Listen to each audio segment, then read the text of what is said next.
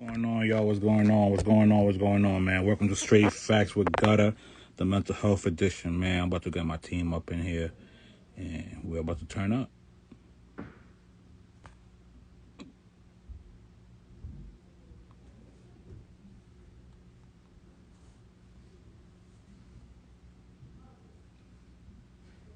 My girl, what up? How y'all doing? Get y'all people in here, man. We getting everybody in here.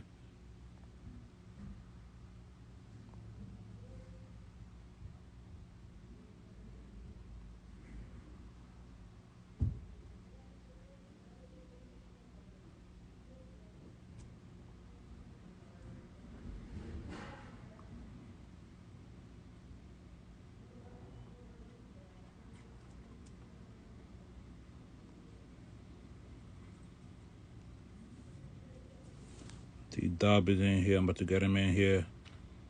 Vector, what up, man? How you? Tap in. We got Miss Les is here. Let me get them in.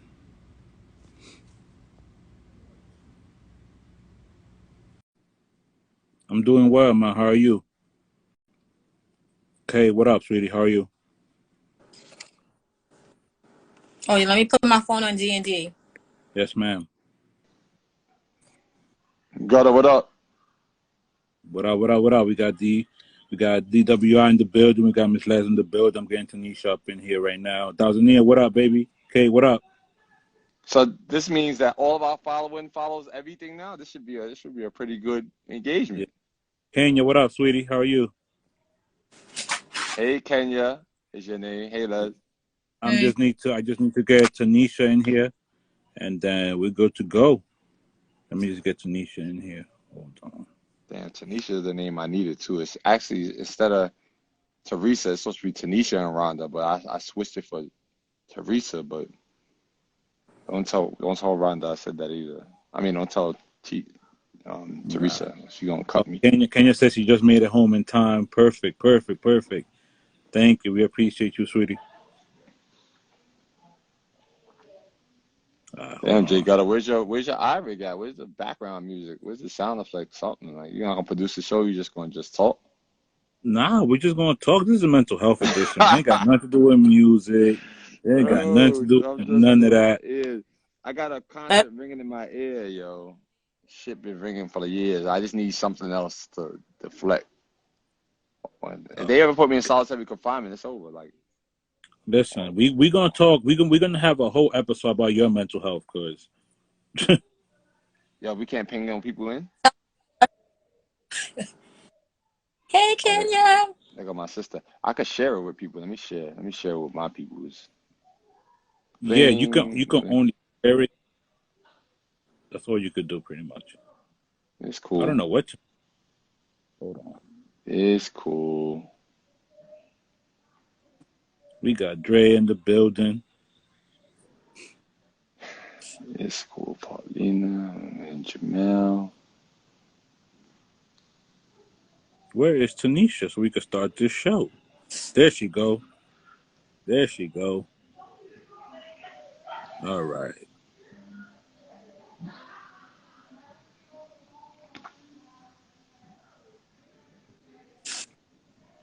All right, got my sister texting me. There she go. Hey. All right, y'all. The right spot. Yeah, let's get it together there, Tanisha. Nah, man. We're together. This is Oh, Perry. What's up, Perry? What you doing on this podcast? That's one of my friends who's joining in. This is Straight Facts with God of the Mental Health Edition. This is going to be episode 1. I want to welcome the team. Here we have Ms. Les, we have Ms. Tanisha, we have Mr. DWI, myself. I go over the Check on DJ. And I'm going to let everyone introduce themselves to everyone, and then we're going to get right to it. We're going to let you know I'm what the prop my topic phone is. like y'all. Like, I ain't trying to be holding my phone while y'all looking over. Now, who needs to get it together? No, I'm just joking. Me. Right, nah, it's me. It's me. It's me. I had to say it. Listen, man. All right, there we go.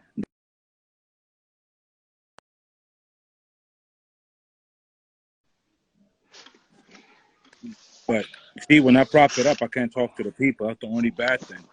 Oh, got you. I mean, well, maybe Now I'll no, let you it's know. sideways, I'll so I let you won't know. be able to say Yo, nothing to them. Smiles. What up, Smiles? What up, Heck? Yeah, Listen, man, I'm not. what Heck say? Listen, y'all could talk. Y'all could talk to the people, man. Go ahead. So That's what I'm saying. I'll let this you know is what they're saying. That'll be my role. welcome. I'll be that guy. Yeah, Going to you could psych you him could let up. us know what Just the people Well, saying, downloading but people. yourself Why but is first. your listen, phone welcome. sideways? Turn your phone back around, Let's get it together, man. Come Yeah, on, why gotta. lopsided? All Yeah, right, yeah. man. Just All leave it like right, that. That's fine. I'll just hold it. All right, so welcome to Straight Facts with God. This is Hector episode hit you with 1, the Mental portrait Health only. Edition. Listen, man. So, Ms. Les, we're going to start with you. Please introduce yourself to the people. Let the people know exactly what you do, what your capacity is in the mental health field. Hi, I'm Leslie. I'm a social worker. I work with many populations, primarily in the homeless, children and family and adults community, LGBT community. And, with every community that I work on, we always have to deal with mental health issues that people deal with within their families and individually. Thank you so much, Ms. Leslie. We appreciate you, sweetie. We definitely. I couldn't do a mental health show without having you on the panel. Oh, that's so. The first people that automatically came to mind when I say, you know what, let me do a mental health show. It was yourself and Tanisha.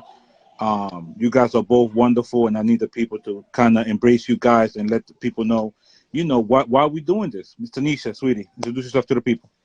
Hey, happy Sunday. Thank you guys for joining in now or joining in a little later on the replay. So, my name is Tanisha Castellanos, and I'm an LCSW, that's a licensed clinical social worker. I currently am a psychotherapist, one of the many hats that social workers wear, seeing clients and working with therapeutic intervention skills such as CBT, DBT, solution focused therapy. Definitely a fan of positive psychology and strength based. And my clientele is pretty large. The range can be, but primarily from teenagers to adults, in all different stages of life. People who are just mostly just run into a difficult time, like all of us will. If we haven't, you will, because that's just life. And on this lifespan, we might not always have the skill set that we need to get through it. So that's when we reach out for help and say, hey, I've never encountered this before. I might be going through some anxiety and depression that I've never dealt with, or maybe I've dealt with all my life.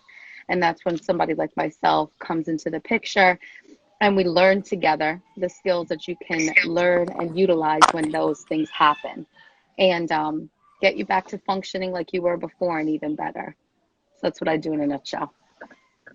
All right, thank you so much, Tanisha. DWI, introduce yourself to the people, bro. I am Damian James Williams. I am not only a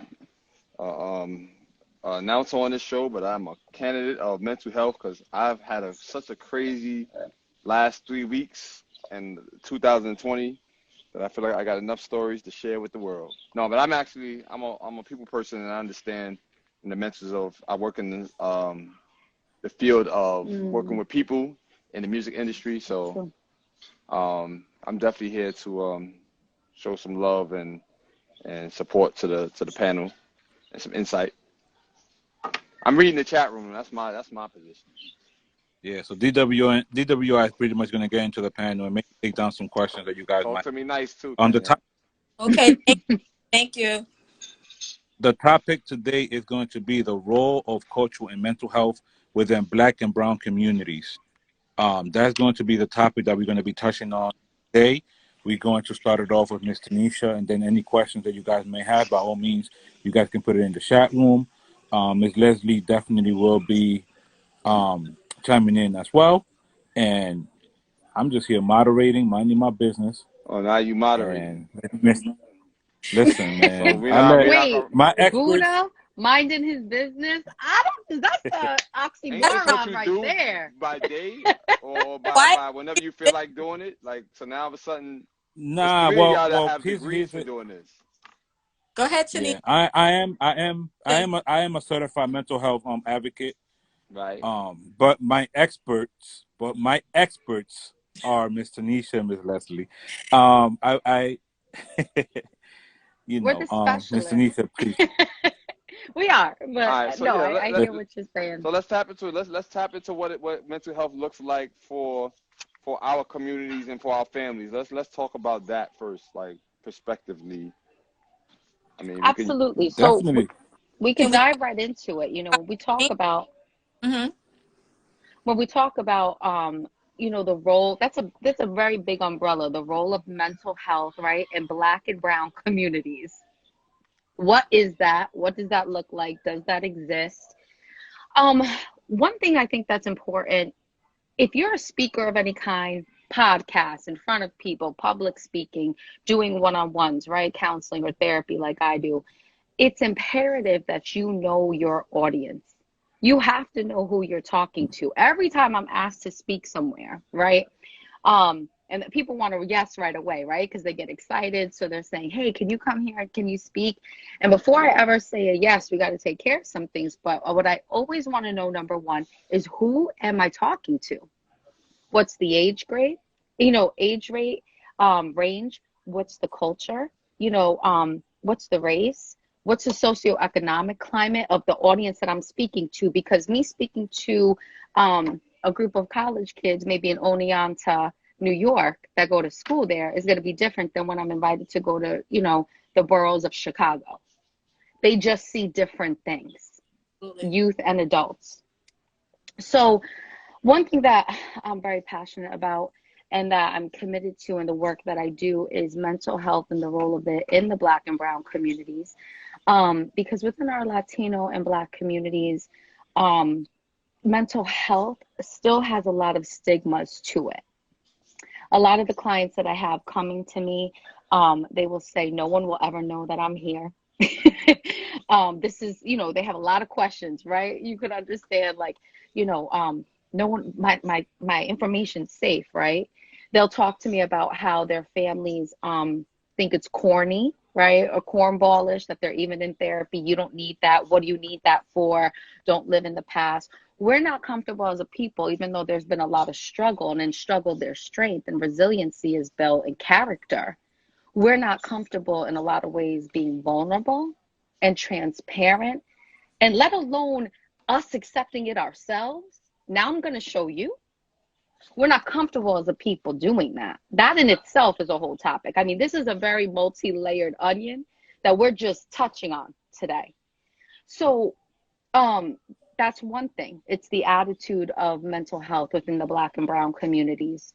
It's the resources in the Black and brown communities for mental health, right? A lot of what we see typically, okay, and I'm going to talk in a very general way. I'm not saying this goes for every community. I don't live in every community. I could just speak from what I've studied and what I've known. We go to Harvard, Massachusetts, and the mental health resources and clinics and facilities look different than the ones in some of the poorest parts of this country. And a lot of that is the quality of mental health they get, the time that they're seen, a whole lot. So we have to look at that as well. When people come to that place of, okay, I finally realized, wow, like somebody mentioned here, I forgot her name, but they said, like they made a comment, like losing a parent during this pandemic. Oh, that was right? That was Kenya. Right, Kenya. Thank you for putting that. You're absolutely right. That's something that people have experienced. So it's, if I go to Soho, if I'm in Soho, New York City, and I do that, I could probably see a therapist maybe sooner than later if I have the right money, right? And if I have the right connect, I could see someone tomorrow, no problem. For somebody that might have limited resources where they live, and that's in some lower socioeconomic communities, wow, I'm in crisis. And I finally get the courage to call, right? And there have been places in our community where I live where there's a 2-year wait. Mm-hmm. So you need to tell me I'm suicidal, right? I'm having feelings of depression, anxiety, and I lost my mom or dad, and I got to wait 2 years? No wonder people don't do this. The resources are limited, right? And a lot of that is directed towards different races, ethnicities, and socioeconomic status. It's a fact that we really have to come to grips with, right? So the question comes, how do we bring those resources into the places that really need it? A But third point. Yes, I'm Here's the sorry. thing, right? Here's the thing, right? Right. I could just keep How do going. we, Jay how do Gutters, we, here's the thing t-shirts coming next week. Courtesy of listen, man, DWI. here's the thing, Here's the man. thing. And, Straight up. and, and, and at the end of the day, Right at the we end, need that's on the those back of the t-shirts shirt. too. The back of the shirt is I gonna mean, say here's the thing, and then We say this. have to look at this, right? How do we change the narrative? Because being that in the underprivileged and underserviced communities, in the Black and brown communities, where mental health is seen as something that should be kept in the closet, as something that most individuals, when they're going through depression, is shut up, go to your room, where it's something where the light is not shined on those communities. How do we change the narrative to where that's even a place where the resources will come to? Because you being a clinician, right? Hmm. You know that when you service mental health, to be medical billable, you have to have a clinician on staff, right? So Hmm. now you have, let's say, for example, right? I work for the Mental Health Association, and I work for as a freelance for independent living, where they have we have a clinician on staff. We're also 100% funded by the state of New York. So now we have different compartments. But here in Middletown is not as diverse, you would say, to Mhm. where it's not seen as something like, oh my God, you have a mental health advocate. You don't have that stigma on it. So now to bring it, say to the Bronx, how do you change the narrative so that people actually utilize these services? I would say I would Right, like Fado just said, a lot of us was taught to put up a shield instead of talking. nah, But That's the narrative I'm talking about. How do we but change that narrative? it's but almost like well, go there ahead. are free services, like there are sliding scale places. Hmm. Taraji P Henson just so happens to have um she has an organization where she provides free services for people who cannot afford mental health services. And also, since the pandemic, New York City, I don't remember the link, they Hmm. a number you can call, because we're doing social distancing, where people can call for telehealth conference call, whether it's visual or just on the phone, so Hmm. people are not stranded. And I've been publicizing this on social media as well as on TV sporadically. So there are things that are available. It's just some people don't want to tap in for the reasons that Tanisha said, right? They don't Right. want to be connected to the bad word mental health. Nobody wants to be connected to that. But like I say all the time, we all have experienced some mental health issues and diagnosis, such as PTSD, post traumatic stress disorder. I think Okay. I like what you said. You're absolutely right. There are resources, just as in any barrier we have, right? My philosophy is it's never a no. Like, I'm gonna find a way. When we really want something, right? You'll do anything to get what you want, right? Satisfy that craving, satisfy that need, right? There's nothing that hell or high water, I'm gonna find a way, even if it takes me more time. I think with some of the comments as you guys were talking, Miss Yvonne and Jay, people are saying, but even to get there, right? It's the attitude, it's the self-talk. Jay, you asked a good question. How do we change the narrative? It's not something that happens overnight. I'm going to Exactly. be honest with you. You know what I'm saying? It's not, here is some, fairy dust, a pretty filter, and boom, now we all accept kumbaya, mental health. It starts with us, right? If I want change, I always have the option of I can join the bandwagon with others and complain about, man, our community, we just don't talk about mental health. We just don't do that. We just don't do this, right? Or I can just start the change the narrative of myself. Like, yeah, that was then, but I see myself like I'm a world changer. I break generational curses. I don't want to keep this dysfunctional pattern.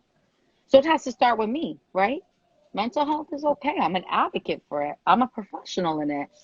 And it's having those talks with those who are around you. And somebody, Mr. November says we have to reteach. Absolutely. And they said Making something it acceptable. in the communities. I believe that they should bring it in the schools and the communities so that people are not ashamed to talk about it. And I those think things, mental health. I think mental health and financial literacy are two subjects that need to be brought into elementary school. That way we change the generational curves. That way we change the narrative, because we have to change at a young age. We can't I understand the whole concept. Like, we can't start a building at the third floor. You Mm-hmm. know what I'm saying? Like, you need the foundation.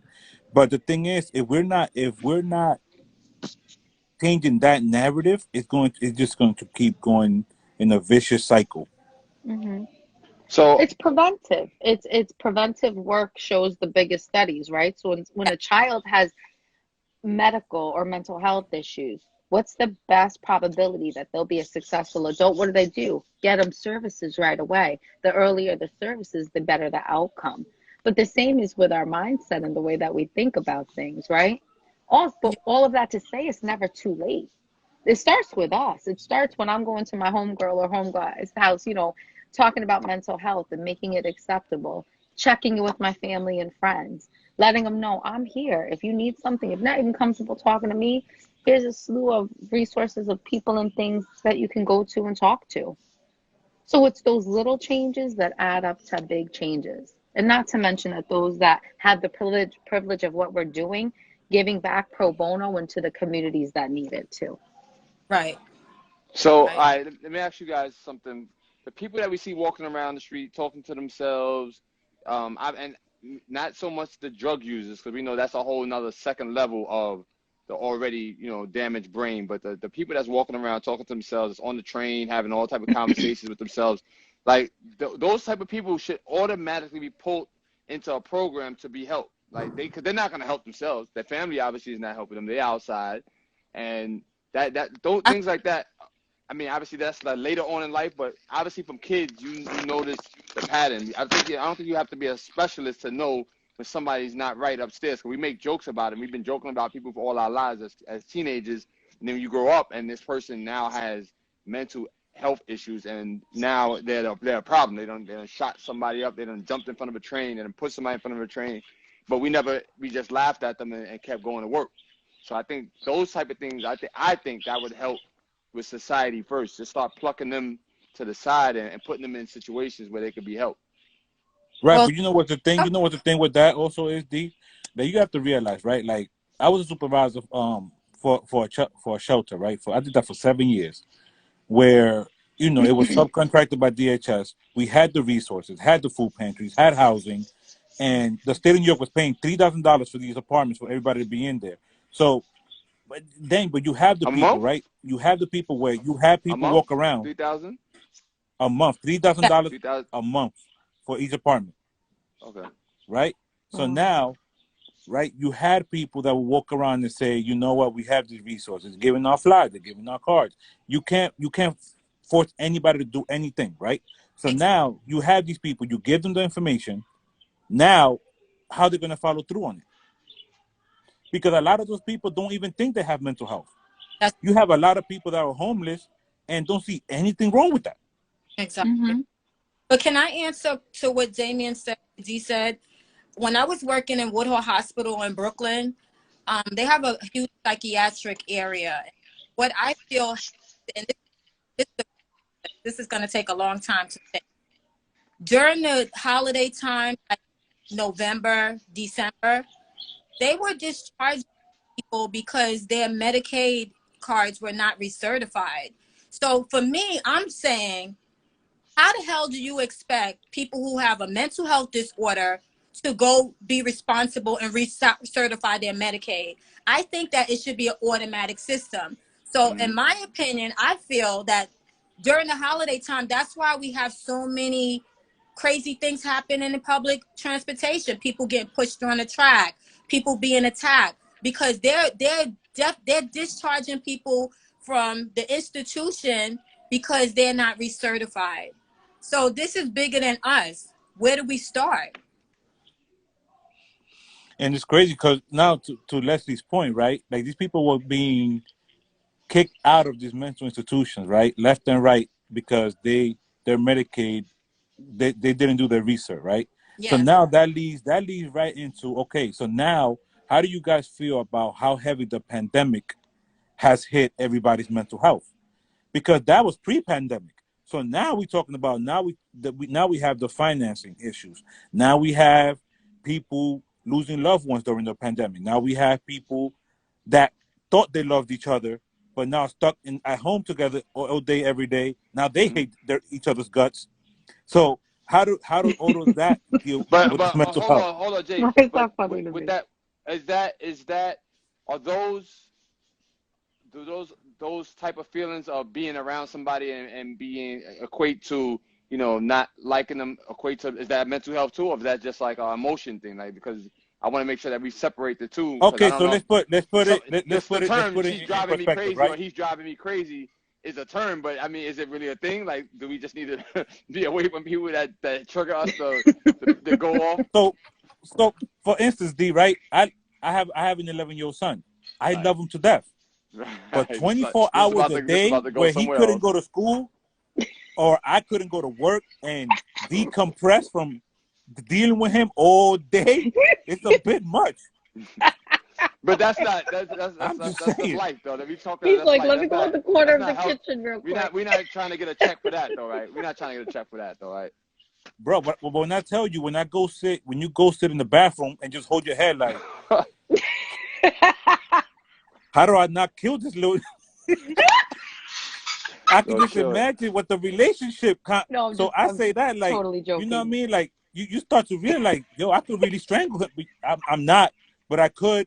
But should I? Let I me won't. read. Let me read It's a from the lot. room. 950 Kev said, mental health is perceived as being crazy. Who wants to thought of being crazy?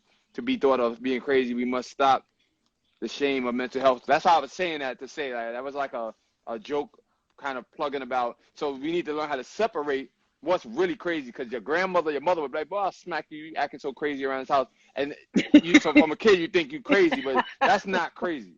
Like, that's just you just making a bad decision and grandma wanting to smack you. It's the way you guys are putting things. You know, I got so Jay who wants we to gotta drag make But like sure. for instance, Grandma wants to not going in the house. Like for instance, right? Like growing up, it was always make sure you get your ass in this house before the light posts come on. And if I came in 10 minutes after that, boy, are you crazy? That didn't make me crazy. I was just having fun. Yeah. And someone just said something that is definitely we all can relate to. Trauma is universal. So that's a fact. Like people losing parents, family members during the pandemic, or getting a new diagnosis during the pandemic. You know, I know two people who were diagnosed since the pandemic because of the stresses of what's going on. They learned that they have bipolar and anxiety. So hold on. So Miss Leslie, Shout out to Mike so Hands in the before the building. pandemic, Illy, what up? they weren't depressed? Ever? They didn't. Or were they able to mask it better?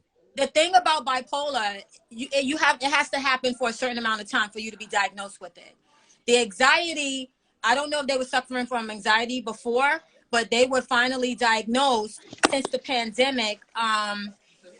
The two diagnoses, I guess, since the pandemic, things started happening more frequently, and they were able to monitor it and tell their doctor this is happening often. And then the doctor was able to say, okay, how often? I think it's like 6 months or something like that of continuous behaviors that you experience before you can actually be diagnosed with bipolar. I know two people that would. So what are the say four, something. like? Go ahead. Yes. Now, Okay. I wanted to know Real what quick, was the different varieties of mental, like schizophrenia, depression, bipolar. Like, what's the breakdowns of each one? But go ahead, we'll get to that after. Personality disorders, we could be here all day. There's separation anxiety. There's a lot of different things. Yeah, there's a lot of, you know, I got people I work with that can't be away from their dog. Yeah, that's separation anxiety. Well, there's a lot of, let me say this though. There's a lot of people, I mean, I think we live in a digital age, right, of Google, but I have people come on to me like, I know I have bipolar. Listen, you might have tendencies. You heard your mama, your girlfriend, you definitely right. Your ex got Wait, you bipolar. talking about you? So You're bipolar? Me? Yeah, you Depends you're on the bipolar? situation. No, I'm joking. I'm I using this knew as it. an example. I knew it. No, I'm saying, but there's different criteria for that. Like, you But know, we need don't to rely understand on what that looks like, WebMD. though. We need to understand what Don't that looks rely like. on So, WebMD. That's why you have to come to specialists so we can look at your symptoms. There's a lot of factors that go into that, right? I don't have a Okay, depressed day and I'm a manic depressive. I agree 1,000%. Do not do WebMD because I hurt my shoulder one time. I went on WebMD and all You of a thought you sudden were I going to was die. dying. No, for real. So let's not do WebMD, But guys. I want to say this too. With trauma, right? And I like that comment. It is universal. This is a perfect analogy for that. When somebody gets injured, right? I remember when I pulled a meniscus in my knee, it was awful years ouch. and years ago. What started to happen when I went to the doctor, I said, dang, this thing really hurts. I mean, thank God it's all better and stuff. But other things started hurting, right? My other knee. And he said, this is what happens when you get injured. The bells and whistles go all out in your body where things that were dormant come up to the surface. Same with trauma. So this pandemic, right, to it all aligned to back to what you said, did this pandemic affect people? Absolutely. Yes. You used the word masking, right? In your regular routine, everything's hunky-dory. Of course, we got everyday stress, but your regular routine of work, your friends, your relationships, this pandemic threw that curveball, which were people which normally maybe had anxiety every a little bit here and there. It brought their anxiety all the way to the forefront, right? So the pandemic put the bells and whistles on their mental health for that all that stuff to come up, and it's like, oh crap, like what am I dealing with, right? So that's how trauma kind of creeps up on us. And that's why for some people, it's like, man, out of nowhere, all of a sudden I started thinking what happened to me at 8 years old when I lost this person, or when I was homeless, or even when that incident happened in school that made me think of myself completely different than as I carried that thought, that mindset into my adulthood.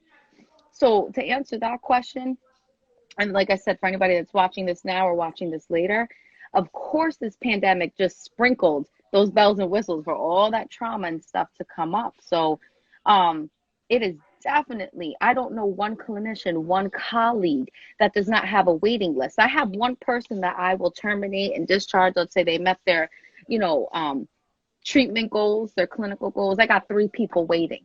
It's seriously like that.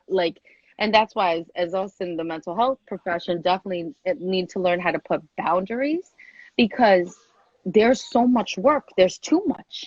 And there's waiting lists Yes, for too people much. because people Now, are Tanisha, suffering. now let's say, right, for example, right, when you had your issue with your leg, right, then you're putting more strain on the other leg because clearly you didn't want to put the weight on one leg, right?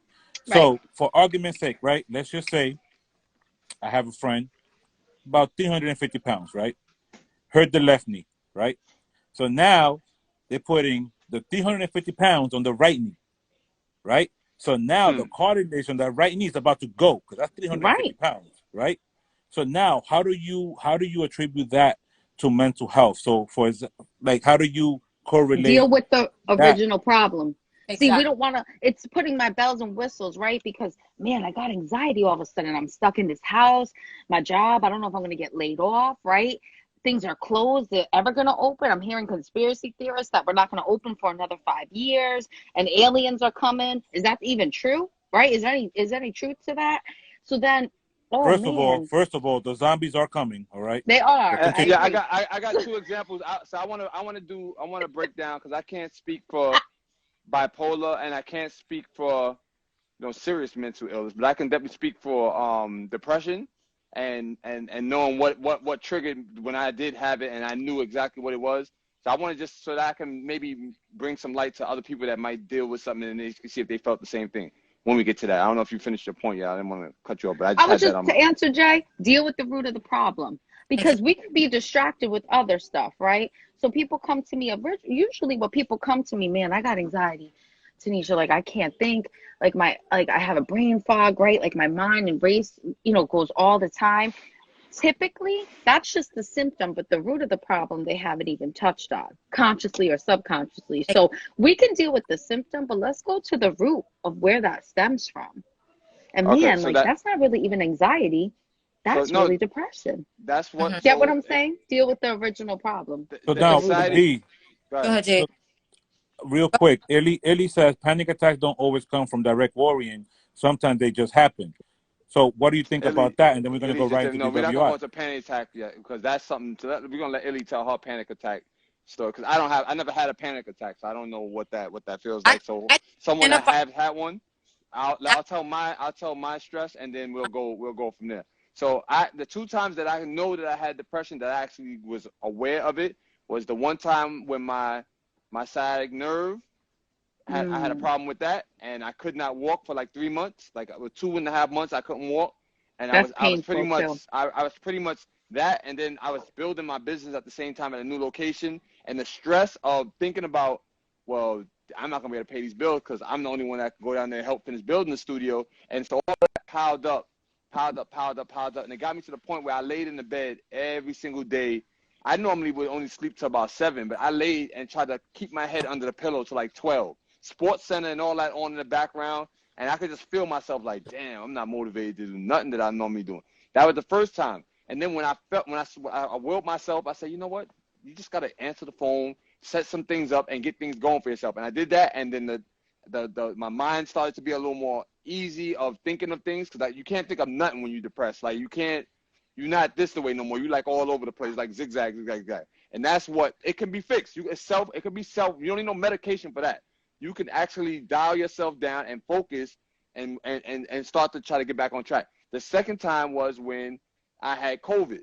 And that was a depression that if you didn't have COVID yet, you won't understand what that is. To be locked inside of a room and you can't do nothing and you don't know what's going to happen the next day. And that's just a like, all right, I'm dead. Like that's a nobody can save you right now because you can't even save yourself type of depression that again, it took 2 weeks for me to be healed of the actual physical feeling bad. Then another week for me to lay around and still be motivated to push myself to do the things that I know that I could do. Nothing was holding me back no more. But mentally, I just could not. I couldn't get it clicking. No music, no love, no thoughts, no none of that can get me back until I just told myself like, yo, you gotta But do you know what's something. crazy about that, D, though? The thing is also that there's people that go through seasonal depression. Mm-hmm. There's people that go through situational depression, you Mm-hmm. know? So, like, for instance, like your depression, it wasn't something that needed medication because it was something that it was situation. Like, you was going through a certain situation. So, when you're able to tap into what the issue is and get to the root of it, just like that means that it's something that you can control, and not everyone has that type of depression. There's Environmental other depression factor. that they need the medication, they need the therapy, they need to go talk to Miss Leslie, Miss Anisha, because those are things that you can't get to it. Like, for example, like, I'm a big advocate of, I don't stress what I can't control, right? Right. I'm on So, that train with you. but but that's something that not everyone can do. That not everyone has the ability to tap into that and do that. Like, Mm. I'm able to put something down and say, eh, and I'm off to the next. But some people, they tone in on it, and they have this tunnel vision, and they focus, and they can't control that. You know what I'm saying? So it's not that easy for everyone. You know what I Jay, mean? I have a question before y'all go to the next question. I know y'all about to fire off. Like, can we add more than 4 people or only 4 people at a time? I Only think four it's Right, people because at a only time. four. this is I what I think want to it's do. This only is what I want four. to do. This is perfect because I got to start the transition to go bring my son back. There's people that want to pop in and say their point. Like my sister wants to pop in. Let me pop out, and I'll just follow in the chat room. And then because y'all the specialists, I'm just the guy that just talk running my mouth right now. Got you. And then I'll pop back in at the end for us to summarize it up. Let's do it like that. And Okay. you can add them in, right? Oh. If they're in the room. Once you pop out, I can add them in. Yep. Oh, dope. So All right, let so me And we got Ms. Rhonda just popped up. so let me say something about panic attack. I've experienced panic attack to what Illy is saying. And it was the worst thing ever. I was trying to get on an escalator, and all of a Mm. sudden, out of nowhere, I froze. I could not get on an escalator to go down in the mall. And I don't know whether it was the expression on my face or whatever. And I'm not a person that usually cries. Tears start rolling down my face profusely. Fortunately, it was a lady that was in the mall. She noticed that I was going through something, and she came to me and she said, let me help you. Let me help you get down the escalator. Are you okay? And then I mentioned it to my doctor, and my doctor said, you had a panic attack. But when I got downstairs in the an escalator, my heart was beating so fast. I never experienced that in my life. That was the first and last time I had a panic attack. So So that is real. what did you do to get to the issue of that panic attack and for it not to happen again? Like what was done? What was the process like? Well, of course, I learned about breathing techniques and things like that. But in the moment, I didn't realize what was happening. So I didn't know how to respond. In that moment, I just froze. And I basically was, taking a deep breath, trying to gather myself because I didn't know what was going on. And the first thing was like fight or flight. I just started crying. Wow. Well, before Mr. Nisha takes it away, I want to introduce Ms. Rhonda. Ms. Rhonda is friend of the family, definitely DSN family. Ms. Hey. Rhonda, you want to introduce yourself to the people before we have Mr. Nisha take it away? Hi, everyone. I'm Rhonda. Hi, Rhonda. I just want to pop in and expand on something that DW spoke about. I came in late, so if it's already been talked about, let me know. It's fine. He stated that we should focus on people or pay attention to people in the street who are talking to themselves, suffering from mental illness, not people necessarily who are on drugs. From personal experience with people in my family, mental illness can come from drug use. Mm-hmm. Oh, yeah. They can be perfectly fine. Absolutely. And once, unfortunately, they get a hold of those drugs, or the drugs get a hold to them, mentally, it's a wrap. So in my opinion, not to discount anything he said, but in my opinion, I feel that we need to focus on everybody, whether they're on drugs, whether it's a mental issue that they had from childhood, or if it's something that came from trauma, either later on in life or childhood, and then once they were an adult, they realized, oh, okay, I'm suffering from a trauma, and it's now starting to show itself. We really need to focus, and there's an organization in my neighborhood that I was volunteering with last year before I hurt my foot, and we would go and volunteer and help all Well, the people. Ms. Rhonda, before you continue, just so everyone knows, Ms. Rhonda is actually located in Chicago. Because I know she's saying her neighborhood. You might think I'm it's New York sorry. because most of us are in New York. But Ms. I'm Rhonda is actually in sorry. Yeah, Chicago. Go ahead. Exactly. You got I'm in Chinatown. the northern part of Chicago. And we would go and volunteer. And because of the pandemic, of course, we were on lockdown. A lot of the older people would not and could not go out. So we would go and volunteer to clean up for them, get groceries, do their dishes, whatever. And I actually happened to be assigned, I guess I can say, to someone who suffered from a mental illness.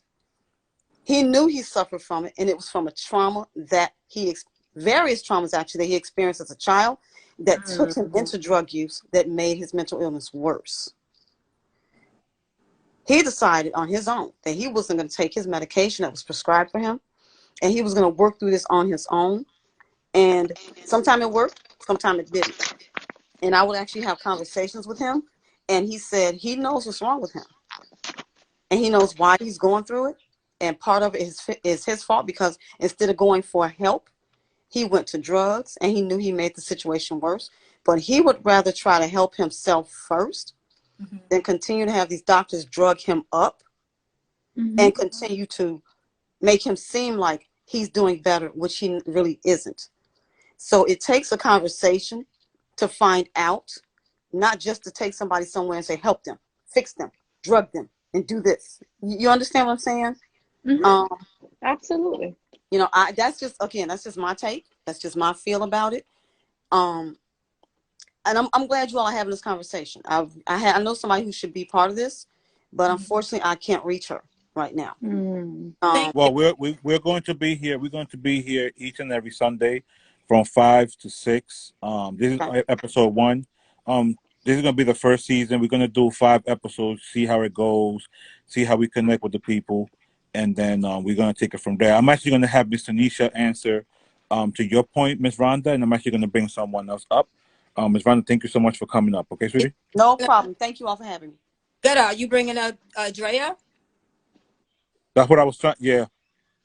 What do you want me to take away and answer?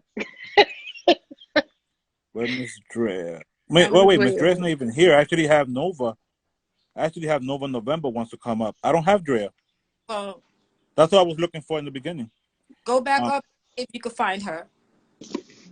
Yo, what's going on? How you doing? Hi, how you? Hey. Good, good. I know I was blacking in the chat because you guys are talking about a lot of things. I I wish work. you all- Yeah, Welcome. it's I all work in. Yeah, I work in education. So like, a lot of this stuff is like things that we gotta like, things that I have to do with my kids. I've been in education for almost plus like 10+ years. A lot of people don't know that. They just think I'm just an artist and I do a lot of things. That's But wonderful. my day job is that I'm in education, so I understand the signs of trauma. I didn't understand what trauma meant. I always thought trauma was because you went through something traumatic, right? And traumatic meaning people, when people take that word and be like, oh, got hit by a car, or oh, he did this, right? Traumatic can mean anything. Traumatic can mean that your house burned down. Traumatic can mean that you lost your job. Traumatic can mean totally multi different things. So when I use the word trauma, right, that's the words you guys like. That's the word that I was saying that I use a lot with my kids. That's the words you have to use because what people think, but people don't understand is that we all suffer from it, right? That's part of life, right? Like all of us, you know, your parents told you not to put your hand over the fire; it's gonna burn, right? And then when it burns, you know to stay away from fire, right? And just because it's not the quote unquote a tragic thing that happened, but it is a sign of trauma, right? That's what adjusts us to do what we need to do or why we do the things that we do. And that's the thing that I normally want to talk. Like this COVID-19 thing, people think about catching COVID-19 as trauma because we saw people die online. We probably saw people die on the internet, things, people, close friends, stuff, things like that. And we're like, okay, I'm gonna wear the gloves, I'm gonna wear the mask, I'm gonna take the CMOS, I'm gonna do all this stuff to make sure that I don't receive this. But that's a sign of trauma where people believe it or not, because scientifically as a unit or as a human, we're supposed to be connected. We're supposed to be able to talk to other people, not get put in cage, things like this, right? Stay at home or all these forms of things that's probably like, that might, a lot of people might feel like we're incarcerated, a certain form of it, but that's just the whole sense of it, right? Why you think jails are created, right? To break down the mental part of a human being, right? That's just the whole science of it. So when I do say the word trauma, and it's for everybody up here, trauma is also, it's multiple different forms of it. Like, don't just think of it like that. And even if therapy is not only for people who is crazy or who think that needs issue. No, even though you might not have issues, some people go talk to a life coach about their life. That's therapy, right? You talk to your friends and you tell them about something that's your stressing day. That's therapy. That's a form of therapy. Rather, people believe it or not. You don't have to go to a specialized person, but if you are suffering through things, yes, go to somebody who is 100% licensed for that, right? Like, and who knows the information or has some kind of training on it, because at the end of the day, therapy is not just for crazy people. Therapy is for all people. Rather, you're going through hell or you're living through heaven. And that's the thing people fail to realize, right? Me, I didn't understand that until I got older. So I try to do as much as possible. And what COVID showed me was that, and this, I'm gonna shorten this as much as possible. What COVID showed me was that at the end of the day, like, things in life is gonna happen, and just like what Gutta was saying, right? Like you can't control a lot of things, right? And you have to understand what you can and cannot control, and then figure out how you can be able to then adjust to those kind of things, or how to be able to help these circumstances to then assist yourself. And like, and FYI, for everybody online that's listening, trauma is not just for people who's going through tragic stuff. Therapy is not just for people who's going through things. Therapy is for all people. Life coach, like people who are in, who jobs are life coaching, are therapists in a certain form. They tell you or speak to you about, you come in and speak to them about your career and your life, and they go and break things down. Did you try this? You try that? That's a form of therapy. So please, and I love you guys for doing this. SEL, social emotional learning, is a big thing. Mental health is a big thing, and financial literacy is a big thing. So, but let me say this. Thank you so much mm-hmm, to I said, but I want to also bring to everybody's attention that trauma is bad either. it's So not. talking about bad things, but Mm-hmm, trauma could be, baby in the face, right? mm-hmm. Just so people know that trauma is not always bad. Bad, yeah, it's not at all. And that's Well, why I came up trauma, there talking. as I tell people all the time, right? They're like, "Oh, my parents raised me okay. Like I had two parents in the house, or I didn't have anyone Mm-hmm, die." It's like this. I use umbrellas a lot, but trauma is a huge umbrella. It's as simple as this. This is the mm-hmm, definition I break down to people. Trauma doesn't have to be with the major things.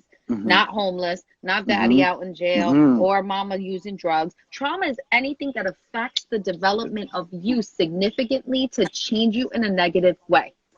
That's it. Trauma can be for me, and I use this with my clients. I said, this office, moving offices could be traumatic to me. If I have enough emotional investment because I love my office, this is hypothetical, it wouldn't be, but let's say I started here. This has significance for me. My daddy blessed this office, right? And then they say, Correct. Tanisha, you got to pick up and go next week because we got a better office. It could be traumatic for me to move offices. If, however, my relation and emotional tie is to my office. So what this young man is saying is true. It's trauma is anything Perception that is key. affects you to that level. Miss Anisha, one second. Nova, please stay put. I'm gonna bring somebody else up that Yeah, I'm wants to still come here. up. I'm Give me still one here. second. Yeah. Swap. You can swap me. Yeah. I just wanted Hold to on. say that. I'm saying I'm still being in the chat. Thank you guys, and I want to say thank you for even putting in that work. Thank you so much. Yes, These things thank are you very, for very coming important. on. You had some good gems right there. It was good. Thank you.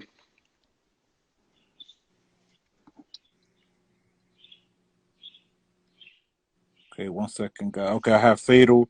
Drea is actually not here. I thought it was Drea, but we actually have Fatal that wants to come up. We have 10 minutes too, right, Jay? Does Leslie, it? try to ping in Drea, please. I don't know how. Fatal, what's going on, sir? Hello. How everybody doing? I was just listening to some of the ladies said about how sometimes in certain environments they too messed up in the head to either go through the paperwork and stuff like that to redo all their paperwork to stay in shelters. I work in the shelter. I'm in the shelter right now in Georgia. They just kick the person out for the same thing you're saying right now. Like they literally while you was talking about it, they was telling Jimmy, he's like, well, he's confused. He don't know what the hell is going on. Yeah, Like, back homeless again. at jeopardy, so somebody could get hurt. Excuse me. Yeah. Like it just So happened. now, Fatal, I have a question for you. Okay, bro. You're in Georgia. You saw someone with mental health being ultimately mistreated because they didn't understand or comprehend what Yeah. needed to be done for them to stay in that shelter. So, what exactly did that person do to get kicked out of that shelter? What happened? And it's wild to say, but this is. I wanted to bring my experts, Miss Leslie and Miss Tanisha, and then we have fan bases all over the world, like you see yourself, you in Georgia, and it's something that this happened in real time. Someone in real time was kicked out of a shelter. Like you can't make this stuff up. Why Like you Fatal, speaking about it right what now, happened? bro? The brother came in. No, he don't really talk to nobody because he to himself. He's one of them type of people to himself. They told me he supposed to redo some paperwork or something to stay here. I don't know what paperwork exactly what it was, but he can't even comprehend what the hell you telling him enough to comprehend to read or write something. Like she said, they need somebody to do that for them. If you his counselor and you see he can't do this, why as a counselor you can't do this? Why as a security guard I just paid money out of my pocket to send him to another shelter so he wouldn't be in the street right now? Well, Fatal, here's the thing. Fatal. And before I even answer you, I want to Miss Clyde indicated Miss Teresa. I wish I had called this earlier. My whole day I got saw messed that. up over dealing with a mentally ill drug user who almost spit on me today. Like, come on now. But now to get to your point, Fatal, here's the thing, right? When you work in a shelter, Yeah. you're a case manager or whatever the capacity is, they're not trained to work with people with mental health at all. You're Which right. they Case should managers be. are not trained. Police Exactly. officers, But let them tell it they are are. not trained to deal with people with mental health. And that is the problem. You have people in these positions of power to a certain degree that don't know how to deal with people with mental health. Yeah. Police officers, case managers in shelters, all of these positions that deal with people Like, day to day need to learn how to deal with people with mental for health. example, I'm gonna say something I probably shouldn't say, but you got one gentleman in here. He won't take a shower for 3 years because he said you have to take a shower. That's the only way he's gonna take a shower if you hypnotize him. We all know they're not paying nobody to hypnotize him. He say somebody put a spell on him like that. So one day, That's not for the guard, he always so That's sad though. so it's sad. It's sad. So sad. I got work here under the smell. But anyway, one day me and a few security guards, we all act like we hypnotized them. We act, because I don't know how to do none of that. Got him to take a shower that one day. The second week we tried that crap, he was like, nah, y'all tricked me before. Fatal, get back to work. I'm done. He told me I tricked him. Mind, we messed with that man. He said you ain't gonna get me twice. Yeah, he said, you're not gonna, no. So he ain't that slow. Sorry for your nose. I'm done. Fatal. Fatal, stay in the chats. Appreciate you, bro. Love you, Oh bro. my Y'all stay God, safe. you can't make this I'm stuff gonna up. hypnotize you to get off the live. No. Yo, he said you're not gonna get me again. Crazy. I gotta laugh. Yo, You're gonna hypnotize them to get off the line. That is not. I'm gonna hypnotize you to hang up. Goodbye. I'm done. Like, come, oh man.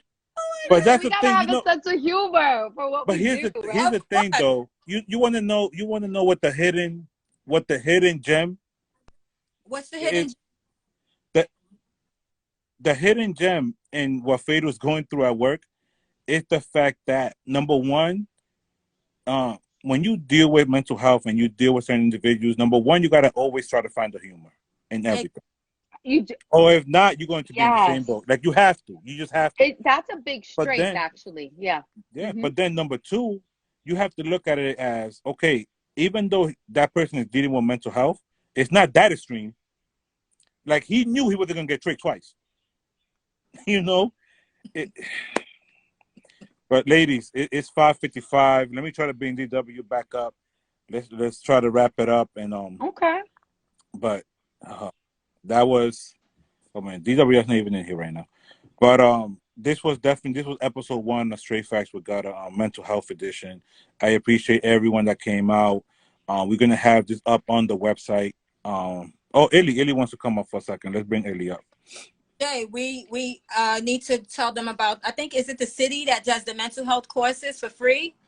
I don't know. You can to get mental health. To learn about mental health. Be This is aware. what I could do. Ms. Leslie. The resources that we can find for individuals to have the free mental health. She's happy. What I'm gonna do is I'm gonna put this episode up on the website, and then under that is gonna have your information, it's gonna have Tanisha's information, and then we could put the resources for individuals to get that free information as well. I want to welcome Ellie to the panel. We got Hi, about 4 Ellie. minutes, sweetie. What's going on, Ellie? Yeah, I gotta go. I gotta jump on something at 4 minutes, but I just wanted to say, it's a huge spectrum. I think more awareness to the fact that you're not alone. There's different faces that match mental illness. You know what I'm saying? I just like to be an advocate because a lot of people gravitate towards my personality because I'm so out there and I'm so vibrant and engaging, when in actuality, I have a dual personality that there's a whole different spectrum of that, right? There's a whole downside of that. And so you can be successful socially and still deal with these things on a personal level. You know, it doesn't have to shut your life down. You just have to kind of segment your time to yourself and to your healing process and still be able to get shit done. Like sometimes it does slow you up and it does shut you down, but you should kind of live your life with a little bit of relief. Like you should give yourself that relief. Like, I'm going through this. I got something going on. Everybody doesn't understand it. So take care of yourself. That's what I try to do. I try to take care of myself because you're not going to get it, Jay Gutter. You're not going to feel it. You know what I'm saying? So I'm not going to overexhaust myself trying to get you to feel me. I kind of have to be a little bit responsible and say, hey, I got a thing and I got to manage this thing so it doesn't hurt other people. Well, thank you. That's why I always tell people, like I said earlier, I just try my best not to stress. I don't stress what I can't control.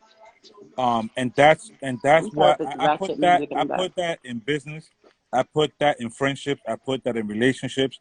And I just at least me personally, I always try to put things in the certain compartments, and I try to mentally and emotionally try to stay as even keel as possible.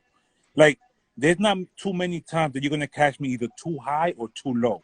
You know what I'm saying? Like, I always try to take things at face value and try to address things when it needs to be addressed, and try to put things in different tiers. You know what I mean? Because once you get into a point where you try to control everything, or you try to find what the issue is in things, you drive yourself crazy. It becomes too much. So when you put things like, for example, right? Me personally, I have 5 levels of things, right? So let's say, Illy, you come at me with an issue that to me is deemed a 2, right? And then Leslie comes to me with an issue that is a 3. But then Tanisha comes to me with an issue that's a 5. I'm going to address that 5. And then I'm going to get to that 3. And I'm going to get to that 2. But at the end of the day, I'm 41. When I was 21, I didn't attack things the same way. I Mm. was a lot more emotional. I was a lot more, fuck this. Let's fight me then. You know what I mean? Like I'm from the hood. You know what I mean? So you kind of have to grow. You have to go through things, and then, the schooling, and then doing the mental health thing, working in the shelter, and all those things just gave me that knowledge to be able to deal with things a certain way. So Right. that's why I don't ever get, like I said earlier, I don't get either too high or too low, and I don't do that to people either, because just because you're going through something and you deal with something a certain way, I can't judge you on how the fuck you want to deal with something. That's how you deal with it. Yeah, I Everybody, because can't my I 2 can't might be a feel 5. You know what I mean? What's my 2 to you might be a right. super 5 egg, to me. every Right. Like to me it could be a 1, but I can't be like, oh, you're Illy Wallen. No, to you it's a 5. You deal with your 5 accordingly, Let me and say, however you see that I can assist, by all means. Let me say before I It's go, our there's 2 temperaments. things. Yep. First thing is I do try to practice the anchor system. I made that up. It's where I kind of try to gravitate towards people where I am kind of low confident in areas which triggers my anxiety. I kind of hang out with people who are proficient in it. So I could be like, hey, I'm at this place. Help me up. And then also, just as to what you said, as far as like the prioritizing certain things, I've kind of used my mind against itself or with itself, however you want to look at it. I know that there's a thing going on in my mind, but I also know that there are things that need to happen because of my mind. I know that I'm brilliant, just as brilliant as I am distorted, right? And so I kind of tell myself when I get to a peak of a feeling or emotion, like, are you gonna disconstruct? Are you gonna deconstruct, Crystal? Are you gonna explode? Are you going to ruin this brain that needs to create beautiful things because you feel so much? Are you going to, like, I sometimes even get sick to the point where it's like, hey, Crystal, or hey, Illy, you are ruining your brain cells. You are over exhausting your body, your immune system. You are doing too much to yourself. At this point, you are against yourself. And so if you need you kind of have to help yourself out of this. So I'm going to jump down because I want to ramble. But I have found that it does take awareness. You do have to know that yeah, you're not bugging. yes, This is who you, Absolutely. this is your everyday. It's not going to just run away, and you cannot hurt people. You cannot just be on fire all the time. You just can't. See, but You that's know the what I thing. You mean? nailed it. You know what it is also? Hurt people hurt people. that's You know what I right. mean? And that's something that when Tanisha came in, and even the topic of episode 1 was, mental health in the Black and brown community, because it's something that we always mask. It's something that we, I just want to give a major shout out to Instagram, because for whatever reason, my account hasn't been shut off, and we went past the hour. I guess Okay. Because I we're Okay. finally made utilizing it. the update. It's because we're utilizing the update. I'm going to pop up. I'm listening, though, Jacob. I got to jump on a call, a All Zoom right, sweetie, do your later. thing. So much of So you Bye, guys. gotta, you have to at some point realize that you have to help yourself. You exactly. have to. If you don't help yourself, then how you help anybody else? How you're doing an injustice to your friend? You're doing an injustice, and you being borderline disrespectful to the people that believe in you, hmm because Well, you're I wanna self-destructing. I wanna say that, resiliency is something that I study. It's something that I have my coaching practice on. Everyone has a different level of resiliency. What does that mean? In layman's terms, everyone has a different level of where their strength level is, right? It's the phenomenon of, man, two kids, two sons raised in the hood, right? One till he's 60 something stays on the stoop, and the other one becomes an NBA player. But they were raised in the same house, same traumas, exposed to the same things. Why did one take one route and one the other? They had different resiliency levels. They had different exposures and things that activated those environmental factors that fostered those strengths, right? So for Right. you, you have something in you that says, oh no, if something's off, I'm going to get up and do something. But everybody's different because Mhm. what's off to you might be completely normal to somebody else. And their resiliency, those factors, those strengths haven't been fostered at all, right? One of the things I ask my clients all the time, because we're so focused in therapy on the maladaptive, that means the negative schemas. I ask them, what are you good at? What are your strengths? Now, there's some that can name them, but you know what most people do? Look, I got to think about that. My strengths, I don't like what realize. I'm good at. they're not trained. The mind is not trained for that. They're not thinking of that in that way. So there's so many things that come into overcoming. And yes, I believe in pulling yourself up by the bootstrap, but we have to get to the root for those that's not so easy to do. Why not? Because it's possible for them. Just takes the right people and the right person to bring it out. Right. So, I actually brought up another licensed therapist, Natalie. Miss Natalie. Hey guys, how you doing? Can you hear me? Hey, Yes, sis. we can hear you. Yes, hi. Okay, hi. So Leslie's my sister friend, and so I know she was doing this today, so I came in late, but I got on when I could. I was driving, don't want to crash, but I'm home now. So I'm glad I was able to jump on. So yes, I am a licensed mental health therapist. I work for an agency as a clinician. And so this topic is like near and dear to my heart. As a matter of fact, I'm working on the treatment plan right now.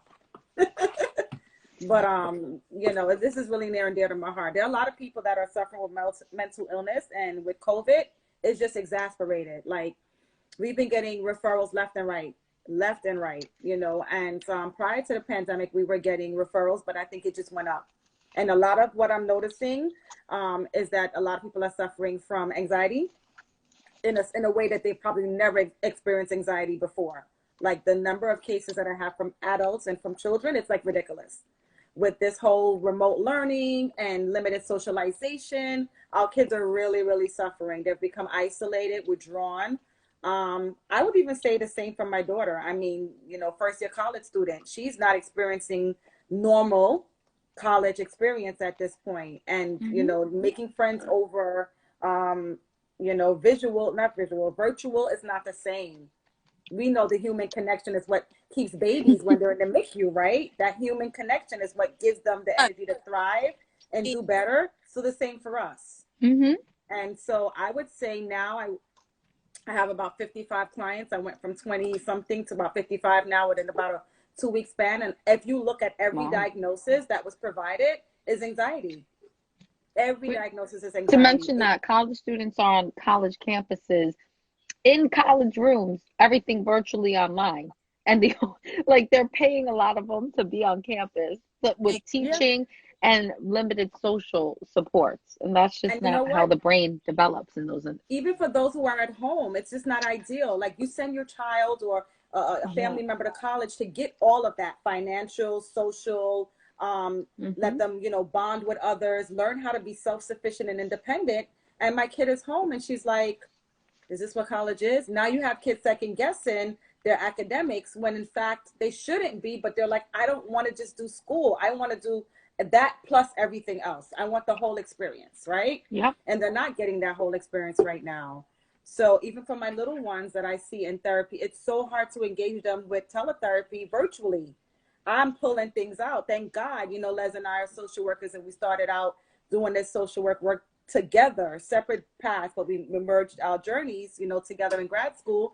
You know, you have to find things to stimulate these kids because they're home and they're just talking to you through a screen, and they're like getting up and they're running and they want to show you stuff. It's crazy, for lack of a better word. And, you know, But here's the thing, Miss Natalie. Yeah. Here's the thing, right? And there's the thing that I try to stress to a lot of parents. Like, for you and Ms. Leslie, you guys are both trained to deal with certain things, right? And it's still difficult to deal with our own kids. And because, so imagine just the common parent that is not trained, is not well versed, doesn't fully understand. They just want to pay the bills to keep a roof over their heads. So now you have them dealing with the anxiety and everything else that comes with having their kids home 24/7. Now the kids are feeding off of the parents emotionally. So now they see the parents going through something. So now we're going into this generational thing. So now how do we address now these kids when they go back? Should we give them old therapy when they come back to school? Should that be a thing? Well, I mean, I'll just say briefly, and I'm sure Leslie and everybody else can chime in. For the kids that I'm currently actively seeing in treatment, I'm glad that they're in treatment. I'll be honest with you, because a lot of them were getting stimulus from in school that they're not getting right now. They're at home, they're not getting that. Mom has, for example, perfect, you know, case vignette. Mom has 5 children, And poor little Johnny is that middle child syndrome. So he's already middle child, right? So he's already got issues because he's the middle child, quote unquote. There's an absenteeism of a father. So now you got a single mother. She's got 5 kids. This is a real case that I have. She's got 5 kids. He's in the middle and he's feeling kind of like left out. You know what I mean? While he's in the middle, you know, mom is with a paramour of her 2 youngest children. So little Johnny is the only child that has a different father, so to speak. So he's stuck in the middle. I guess mom went 2 kids, had little Johnny, and went and got back with the dude and had 2 more kids. It is what it is. No shame and no blame, but he's in the middle. He doesn't have a dad as per him. So he's got that issue going on with him right now. No socialization for him with peers his own age, because the kids are really, really young and the older siblings are really older. So he's just like this one kid just dangling out here with no one to talk to. You know, and mom is focused on making sure everyone's body's needs is met the best she can, because she can't even meet her own needs.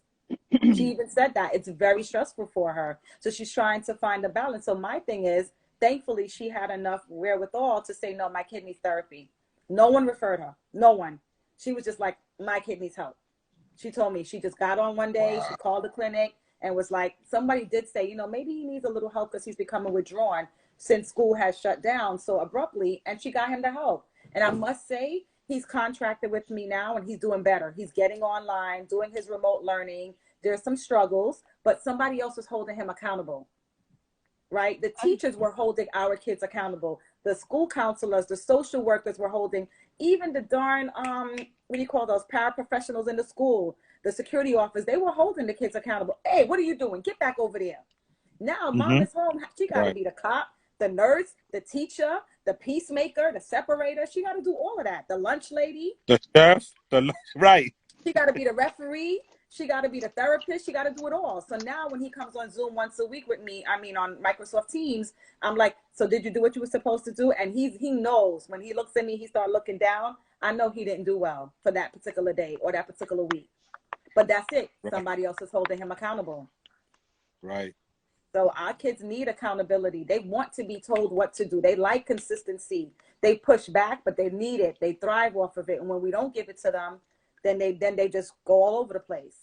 So my recommendation is that we all need somebody to talk to. And if you feel like there's a young person or an adult that's struggling, if they got medical insurance, get them therapy.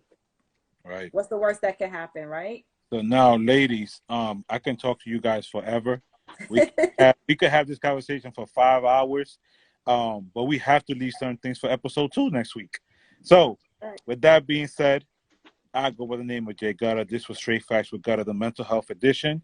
I have Miss Leslie, Miss Tanisha, Miss Natalie chimed in. Thank you so much. We have Mr. DWI. We had Nova November chime in. We have Fatal out in Georgia chime in. I appreciate you all. Tanisha and Leslie, you guys want to sign up? Our girl Ellie and Rhonda chimed in. Oh my God, yes. Ellie chimed in. Rhonda chimed in. Yes. Can't forget our Clubhouse family. Yeah, definitely. Janae, Oren. Oh man, everybody. Listen, I'm gonna have everybody out. Well, I'm Leslie, and I'm a life coach as well, and I'm here. I'll be back next week to talk about Black men and mental health. So stop in with us. We're gonna be here.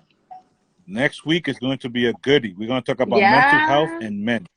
Yes, I'm Tanisha Castellanos. I'm Tanisha C. You can catch me here on Instagram as a LCSW, and also my coaching programs bring like 15 years of clinical experience to the table. Right. So I'm excited to be a part of this. Thank you, Jay, for opening your platform for this. It is a well-needed topic, as we've been over talking about this for an hour and 13 minutes and can still keep going and still have the audience engaged. So that says a lot all in itself. And thank you.